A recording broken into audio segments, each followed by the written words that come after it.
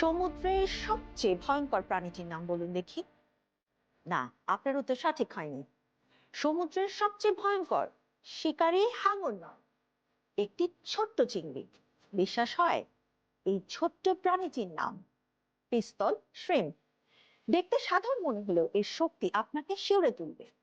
এই চিংড়িটির একটি দানবীয় নখ আছে, যা এমন গতিতে বন্ধ হয় যে পানির নিচে একটি সুপার ফাস্ট শকওয়েভ তৈরি হয়, যা বন্ধ হওয়ার সঙ্গে সঙ্গে একটি তপ্ত বুদবুদ সৃষ্টি হয়, যা বিস্ফোরিত হয়ে তৈরি হয় 218 ডেসিবেল শব্দ, যা একটি বন্দুকের গুলির চেয়েও জোরে।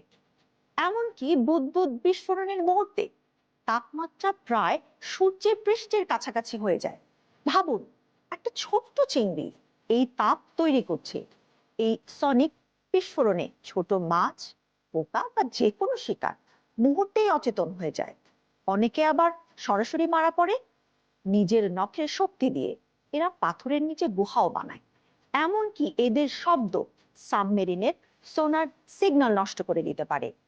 আকারে ছোট, শক্তিতে ভয়ঙ্কর। এ কারণে একে বলা হয় সমুদ্রের সবচেয়ে বিপজ্জনক ছোট্ট শিকারী।